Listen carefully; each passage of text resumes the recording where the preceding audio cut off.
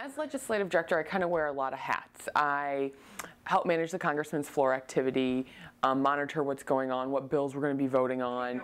I go through kind of all the bills we're voting on that day, research them, consult with the legislative assistants, make final vote recommendations, walk through all of that with the congressman each day.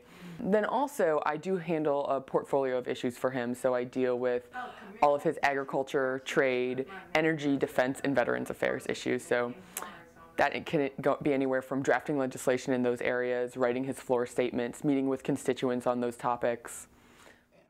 I think it's amazing, especially this Congress, the issues that I've had the chance to work with the congressman on.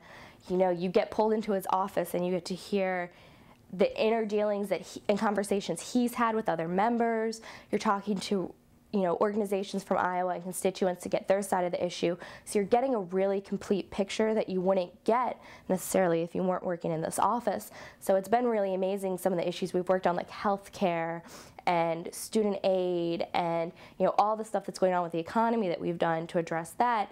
The issues that we're working on are really monumental, and that does strike me. I wouldn't call it a burden. I think I'd call it one of the best learning experiences of my life.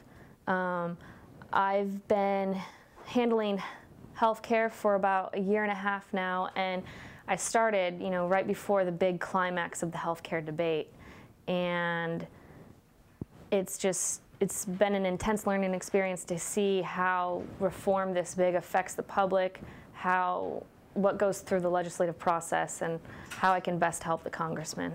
What we do here, we all bring kind of our backgrounds with us. So when we're looking at legislation, I always look at how is this going to affect rural America?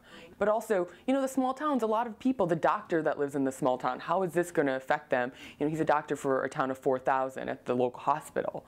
It's those types of things that I think I bring from living in rural America. And also from the veteran standpoint, I definitely, it's when we're looking at, revamping the VA, or when we recently redid created the post 9/11 GI Bill for kind of the new type of veteran we have.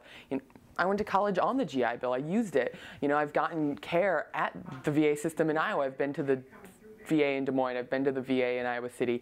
I've been to a community-based outpatient clinic up in near my hometown in Dubuque. So I know what veterans are going through. It is a lot, especially being from Newton. I'm from the county seat of Jasper County, right in the congressman's district, and he was one of the first politicians that I ever voted for. So it means a lot that I'm a constituent of his. Most of my family is his constituents. A lot of the people I went to high school with are his constituents. So I'm not just helping him work for his entire district. I'm helping him work for my neighbors, and I'm helping him work for my family. I think I have the advantage of being from Iowa and understanding, what the typical background is that an Iowan is approaching this news with. We understand ag issues, we understand veterans issues, we have such a rich history in politics in general because we're bombarded, every campaign. So I think my background in being an Iowan helps that, and I think that's why the congressman, has such an Iowan heavy staff. Consult with him every day, and sometimes 6, 8, 10 times a day. The congressman has an open door policy. They did go very well, and I attribute a lot of that to the congressman. The first town hall that we did, we were nervous. We were watching other people's town halls, we were taking notes, we were trying to figure out what are people's biggest questions, what are their biggest problems with the bills, so that we would have answers for them.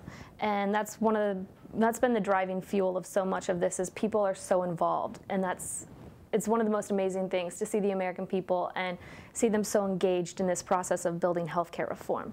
And they've kept us on our toes night and day. We want to have answers for them. And when he walked into that first town hall in Sigourney, he kind of set the tone. He opened it up with a very personal story.